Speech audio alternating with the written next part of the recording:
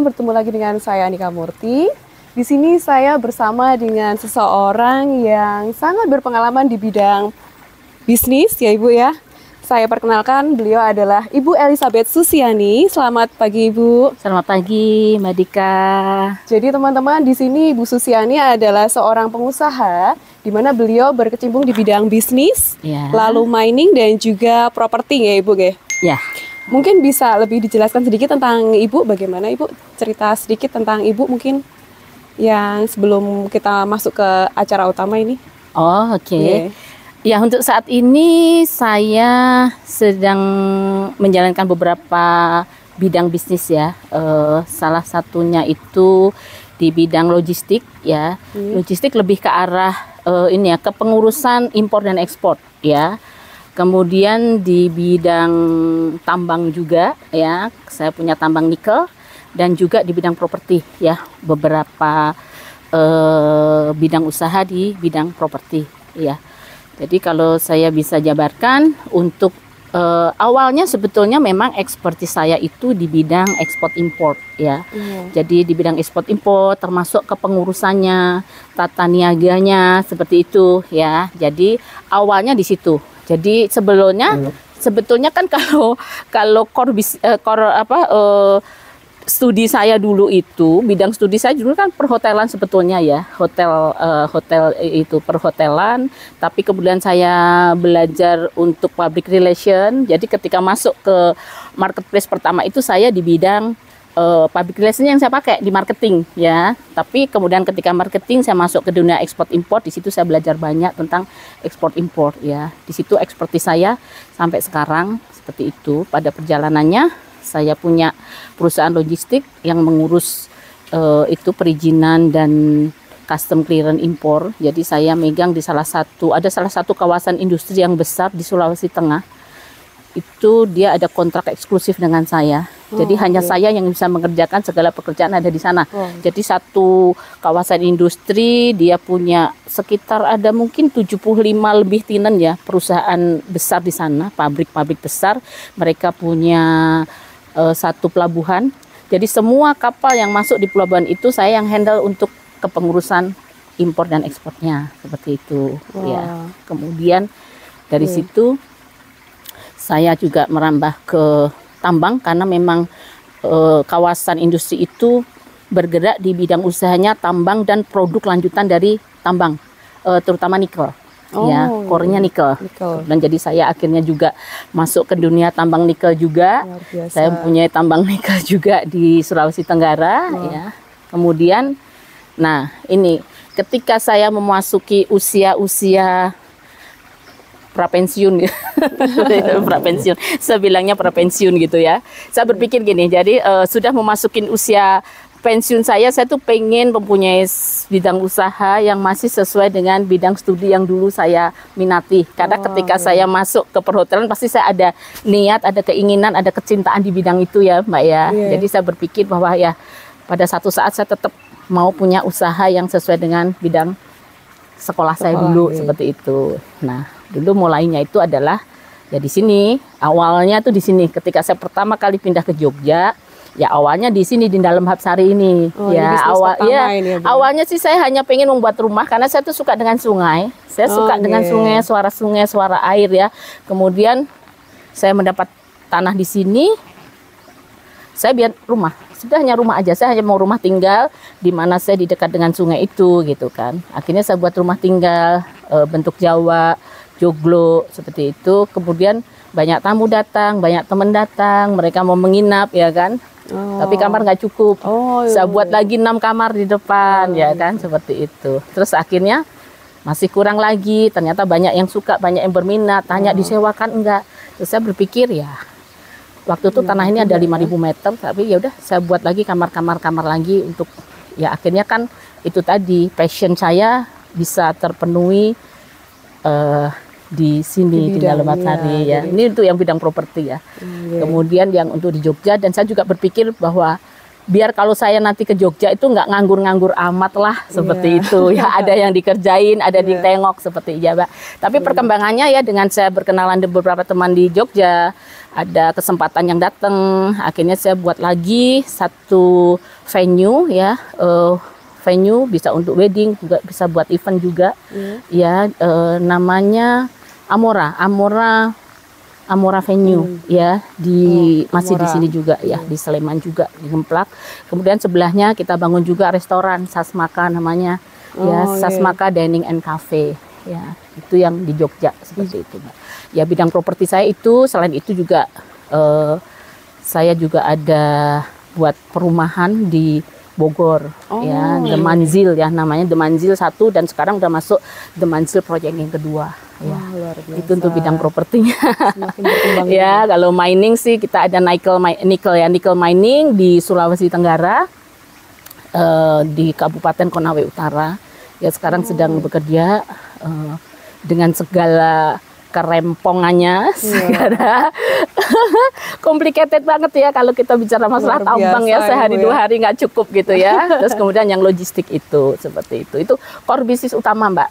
Jadi sebelumnya saya sempat juga ada tambak udang ya, tambak udang, terus ada bisnis-bisnis lain lah yang kecil-kecil, cuman tadi saya bilang dengan seiring saya sudah mendekati masa-masa pengen istirahat, pengen menikmati, lebih banyak menikmati saat-saat pribadi ya.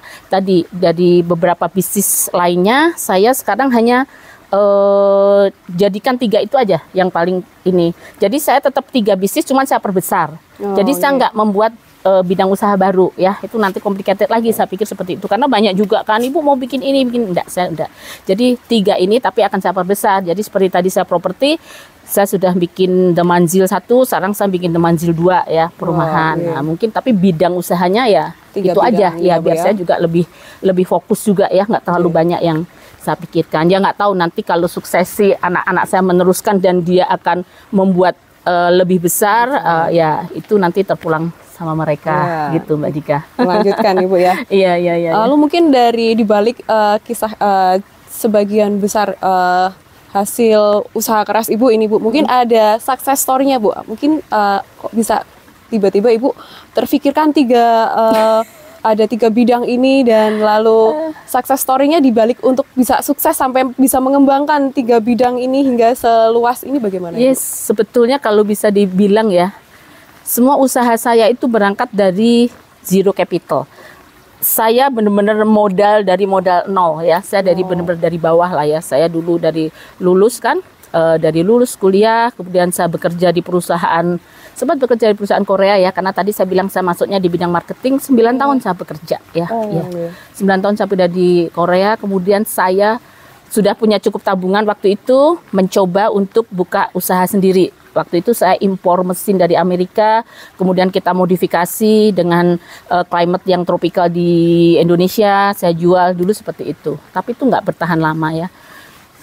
Nggak bertahan lama, 9 tahun saya bekerja di Korea, saya hanya mungkin 2-3 tahun, akhirnya justru saat itu, setelah itu selesai saya jadi kolaps. Saya bankrupt, bener-bener dari nol, nggak punya apa-apa. Kembali ke nol, Bu. Menolnya 2006 itu saya ingat ya, 2006. Saya nggak punya apa-apa, bener sudah nggak punya apa-apa 2006. Akhirnya saya terus bekerja, karena saya udah nggak punya apa-apa, saya apply untuk bekerja. Nah di situ saya bekerja, saya diterima di perusahaan tambang ya, di perusahaan tambang. Kemudian tapi kan saya tetap di bidang ekspor impornya kan ya, di perusahaan tambang tapi di ekspor impornya gitu. Tapi saya memang tipikalnya orangnya suka belajar ya. Jadi ketika saya bekerja di perusahaan tambang, saya lihat izin tambang itu apa sih, kewajibannya itu apa sih, apa yang harus kita lakukan, apa yang nggak boleh kita lakukan. Saya suka belajar seperti itu gitu kan. Jadi ketika saya pelajari, jadi saya berusaha di perusahaan tambang itu waktu itu di Morowali ya, Morowali Sulawesi Tengah. Tahun 2007, jadi bisa dibayangkan perjalanan menuju ke sana itu ya, kalau dari Palu saya harus naik mobil 16 jam. Kalau dari Makassar naik mobil itu 26 jam. Kalau bisa naik pesawat, tapi saya harus nyebrang danau lagi. Jadi masih bisa dibayangkan tempatnya seperti apa. Saya benar-benar yang bekerja di tambang itu benar, saya harus naik ke gunung, saya harus bawa ransel, naik speedboat ya, memang itu saya jalani gitu ya. Tapi happy. Saya suka dengan pengalaman-pengalaman baru, dengan hal-hal yang baru. Dan satu, yang penting kita jangan pernah mengeluh. Apapun yang kita jalankan, selama kita komitmen kita mau, jangan pernah mengeluh. jangan mundur, jangan pernah mundur ya. Betul gitu kan sekali. ya. Akhirnya ketika itu saya mengerjakan segala perihal impor, perihal ekspor seperti itu. Ketika tetangga perusahaan dia melakukan ekspor, dia minta bantu saya untuk ngajarin. Saya ajarin, saya orangnya nothing tulus, siapapun mau belajar silahkan kalau saya begitu. Saya ajari dia. Akhirnya ketika mereka sudah ekspor dan saatnya dia membangun pabrik, dia harus impor. Nah, kalau impor tidak bisa saya ajarkan karena impor itu memang harus ada sistem sendiri yang terintegrasi dengan bea cukai. Akhirnya mereka kerjasama dengan saya secara profesional. Nah, dari situ 1 perusahaan, 2 perusahaan, 3, sampai mungkin sekarang udah 75 atau 80 lebih. Makanya jadi saya kontrak eksklusif. Kenapa? Sepanjang itu dari 2011 sampai sekarang berarti sudah 13 tahun ya, tetapi mereka tetap kontrak eksklusif dengan saya. Ya, sebetulnya yang utama itu saya selalu mengajarkan kan 3 hal. Jujur, loyal, dan bisa dipercaya, trusted. Itu yang paling penting, 3 hal itu. Orang pintar dicari gampang. Orang pintar sekarang banyak sekali ya, mau jenjang pendidikan sampai. Tetapi 3 hal ini tidak semua orang bisa miliki. Apalagi ditambah kepandaian ya, kepandaian plus jujur, loyal, dan terpercaya. Itu selalu. Jadi mungkin itulah yang dipegang oleh mereka dari saya. Sampai sekarang nggak pernah ada masalah. Nggak pernah ada komplain ya, puji Tuhan sampai sekarang saya masih berjalan dengan mereka ya kan. Jadi dari expert itu kemudian ya dari pergaulan saya dengan orang tambang, tadi saya bilang saya punya tambang seperti itu. Jadi ya tidak mudah Mbak, tidak tambang saya. Jadi saya di lokasi tambang itu juga pernah mau kesambar petir di tengah laut, pernah mau kecemplung air kedalaman 40 meter sudah pernah. Saya pernah terperangkap di tanah longsor 9 jam saya baru escape. Nggak mudah cerita itu, tetapi ketika kita ceritakan dengan dengan mindset yang beda ya, dengan sisi yang positif, sisi yang ini, jadi kelihatan lebih saya nggak pernah cerita-cerita yang susah itu ketika saya kan di Polowali ya, berkala saya pulang ke kantor Jakarta, saya selalu ceritakan dengan gaya yang lucu, gaya yang happy, gaya yang sesuatu. Jadi nggak pernah melihat kesulitan dan hal-hal yang tadi saya bilang susah, sedih, itu saya dramatisir enggak. Justru saya bilang ya itu enjoy, ada hal-hal yang bisa saya ceritakan, ada hal-hal yang bisa saya rasakan, pengalaman baru seperti itu. Excited aja, excited seperti itu. Jadi seperti itu tadi saya bilang, saya di perusahaan tambang waktu itu, kemudian saya di hire lagi sama perusahaan tambang lain, sebenarnya kerjasama baru. Waktu itu kerjasama dengan satu pengusaha dari Surabaya, dan kebetulan dia punya tambak udang. Jadi saya tahu juga, akhirnya saya merambah ke bisnis itu juga. Cuman akhirnya ya kita seleksi aja. Ya mungkin make profit tapi terlalu irritating, terlalu capek atau apa. Jadi oke, saya mulai pilih-pilih bidang usaha mana yang bisa kita nikmati seperti itu. Wah, luar biasa. Ini misalkan dijelaskan lebih detail mungkin bisa 3 hari ya Ibu ini. Sepertinya seru sekali nih. Iya, sekarang dari cerita dari from zero to hero ini. Iya. Jadi itu sekarang saya yang paling masih aktif ya, perusahaan saya itu logistik itu ada di 2 ya. PT Grace Express Indonesia sama Anugrah Trading and Logistik itu 2. Kemudian tambang saya ada 2, Gunung Berkat Bersama sama Mitra Utama Resources. Kemudian untuk properti saya ada Bumi Satria Putra, ada Mahakarya Muda Nusantara sama Sasmaka Bumi Satria ya, ada beberapa lagi lah perusahaan gitu. Tapi ya saya kadang juga amazed gitu ya. Kadang bagaimana saya bisa gitu kalau pas saya sedang merenung gitu ya. Saya bisa mengelola berapa tadi 8 atau 9 gitu. Tetapi ya nyatanya bisa gitu. Dan satu hal lagi, saya memang selalu menaruhkan ya segala-galanya itu kita tidak lepas daripada kuasa Tuhan. Ya kita serahkan semua sama Tuhan. Kalau enggak kita mengandalkan kekuatan sendiri nggak bisa Mbak Dika. Ya sekuat apa sih kita ya, ibaratnya otak kita untuk mengingat seberapa sih memori yang bisa kita ingat ya. Terus hal-hal apa ke depan yang kita mau jalani, apa yang kira-kira terjadi kan kita nggak bisa melihat gitu. Tapi dengan kita berserah sama Tuhan ya, tahulah bahwa rencana Tuhan atas kita tuh pasti hal-hal yang baik. Seperti itu gitu ya. Baik, mungkin kalau dijelaskan lebih panjang bisa kita lanjutkan lagi di next session ya Bu ya. Ini tentang kisah yang tadi seru sekali. Sampai harus naik kapal, naik boat untuk bisa mencapai tujuan, dan dengan prinsip itu Ibu itu tadi ya Bu ya, trusted, loyal, jujur, dan yang pasti smart itu tadi. Nah, integrity lah sebetulnya. Integrity itu ada semua di dalam integrity itu gitu. Baik, mungkin yang terakhir ini Bu ya. Mungkin dari sekian pengalaman Ibu ada sedikit mungkin pesan-pesan ya untuk teman-teman mahasiswa yang sedang belajar, yang mungkin juga belum tahu pengalaman sebanyak Ibu ini, mungkin ada sedikit pesan untuk mahasiswa kita nanti di bidang pendidikan dan mungkin di bidang bisnis, manajemen dan pariwisata. Mungkin ada pesan untuk teman-teman mahasiswa nanti, Ibu? Ya, jadi gini ya, untuk adik-adik mahasiswa ya, kita belajar itu bukan selalu kita dapatkan dari sekolah, dari kampus ya. Kita bisa belajar dari mana saja. Ya, saya dari dulu tuh suka membaca. Sampai sekarang pun saya masih membaca. Walaupun orang bilang oh kuno yang membaca buku itu kuno atau gimana, enggak. Tapi saya masih suka membaca karena kadang ada ya novel atau apapun, ada kadang yang difilmkan ya. Tetapi kita bisa lihat bedanya. Yang di novel sama di film itu beda banget. Di novel itu dia lebih detail ya, settingnya, tempatnya, dan saya itu kalau baca itu suka membayangkan saya ada di dalam situ gitu ya. Jadi budayakan membaca. Kan sekarang mungkin ini ya, agak orang kalau bilang sekarang lack of literasi ya. Iya, betul sekali, literasi sekarang anak-anak susah karena mungkin sudah digital semua ya. Tapi intinya kita baca buku apa saja, pasti ada hal yang bisa kita dapatkan dari situ gitu ya. Jadi kita serius aja adik-adik semua di era digital ini, manfaatkan dengan baik. Ya, zaman dulu tuh saya tuh kalau ini kan harus nyari buku ya, harus beli buku, harus nyari referensi. Kalau saya mau nyari pengetahuan ini itu saya harus ikut kursus zaman dulu seperti itu. Sekarang kan enggak, semua bisa kita dapatkan hanya dalam satu genggaman aja gitu. Jadi kurangilah untuk hanya browsing IG. Ya IG boleh, tapi yang penting-penting lah, yang penting-penting. Karena saya lihat anak-anak sekarang tuh aduh sehari itu bisa loh scrolling IG. Itu misalnya yang aduh saya bilang gitu. Jadi boleh kita ambil yang manfaat. Iya betul, sayang banget karena gadget itu bisa kita gunakan yang ini. Saya itu dulu kan gini, misalnya ya gampangnya ya, belajar bahasa Inggris ya misalnya. Kita lihat ada batu. Kita cari batu itu apa sih gitu. Kita jalan lagi ada mobil. Mobil itu apa sih? Kita jadi ada roda. Roda itu apa sih? Itu kan yang simple. Sekarang pun bisa kan kalau kita ada istilah tertentu tentang misal kita tentang tambang lah ya, tentang mining. Apa sih? Kita kan juga browsing aja sekarang. Enak banget semuanya seperti itu ya. Misalnya kita impor ya. Impor itu kan setiap barang ya, mau meja, mau kursi itu kan ada namanya HS code-nya, Harmonic System Code ya. HS code itu untuk mengidentifikasikan satu barang secara internasional. Zaman dulu itu Mbak, namanya barang itu kan banyak ya, ribuan jutaan. Itu kalau dulu saya mempelajari itu bukunya setebal begini.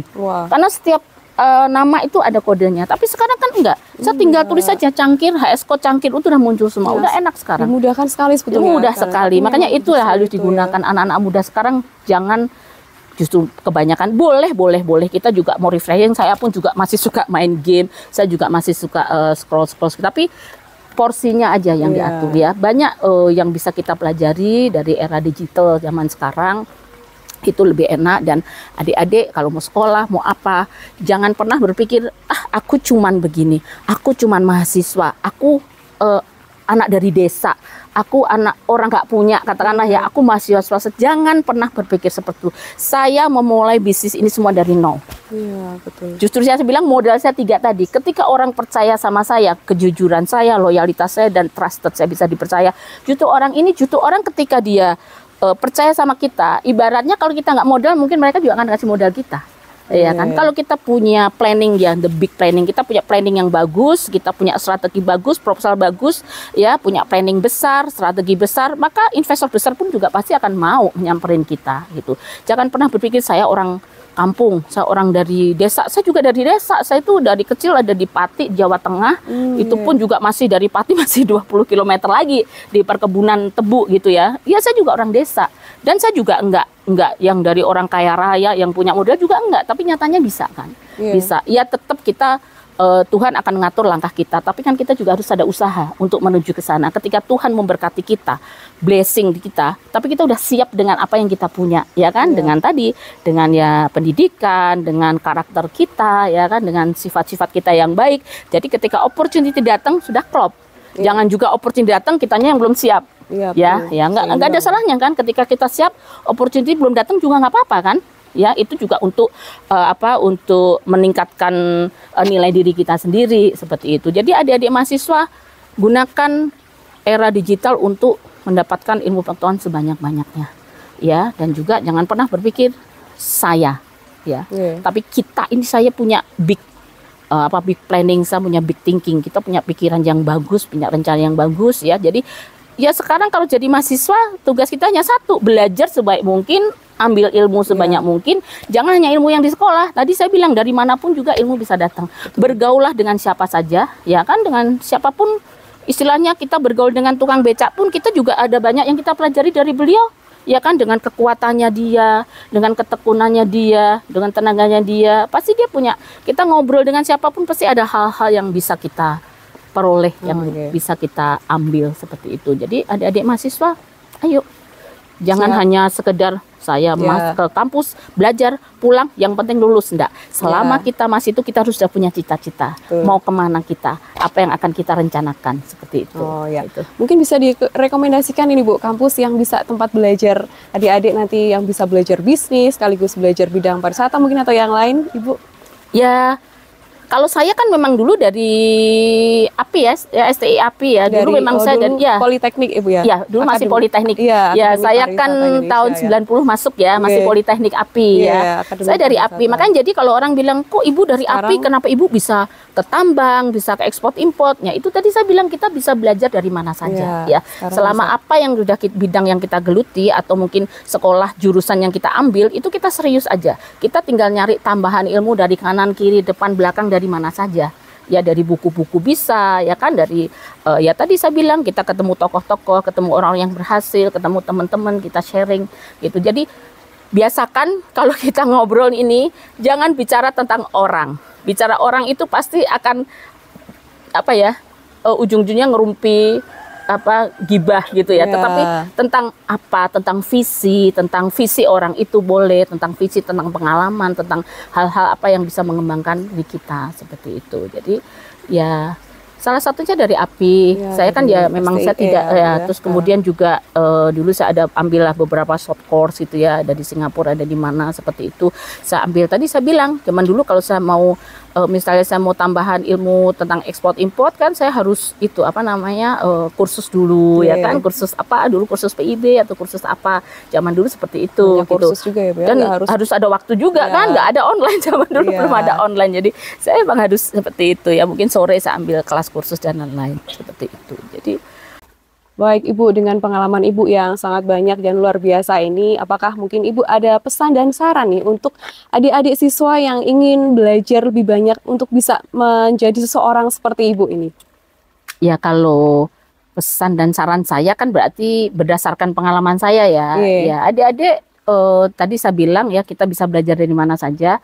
Cuman kalau saya dulu kan memang saya masuk kuliah di tahun 90 ya, udah tua banget. Iya, dulu saya masuk di Politeknik, dulu masih API, Akademi Pariwisata Indonesia ya. Dan kayaknya habis itu menjadi Politeknik API ya. Nah, cuman saya dengar sekarang sudah ada STIE-nya ya. Jadi ya adik-adik bisa ini mungkin yang sekarang atau mungkin sekarang lagi di pariwisata atau bagaimana, mungkin bisa kita gabung di STIE pariwisata ya. Mungkin bisa Mbak Dika bisa menjelaskan lebih lagi ya, ada apa aja di sana ya. Mungkin adik-adik bisa join di STIE pariwisata API ya di sana. Gelarnya S1 Ibu. Jadi di STIE pariwisata API itu kampus kita manajemen tapi konsentrasi pariwisata. Jadi teman-teman bisa belajar S1 manajemen tapi bisa juga belajar di bidang pariwisata Ibu. Seperti itu. Jadi ilmunya nanti bisa dapat dua-duanya. Bisa belajar manajemen dapat, pariwisatanya juga dapat. Seperti itu. Oke. Oh, berarti lebih lengkap ya. Lebih enak lagi. Lebih enak seperti itu. Ya, betul ya. Kami juga banyak praktisi dari luar dan teman-teman juga banyak praktek di luar karena walaupun kami sekolah akademik ya Bu ya, tapi kita banyak praktek dengan praktisi-praktisi yang langsung di bidangnya, seperti mungkin dengan Ibu Susi. Nanti next time kita akan belajar bareng teman-teman dengan Bu Susi dan dengan teman-teman yang lain dengan durasi yang lebih lama ya Bu ya, agar kita nanti teman-teman bisa dapat ilmu yang lebih komplit lagi tentang bidang usaha bisnis suksesnya Ibu. Boleh. Happy lah untuk berbagi. Saya suka juga untuk belajar bersama-sama. Siap. Terima kasih banyak Ibu untuk ilmunya. Iya, terima kasih.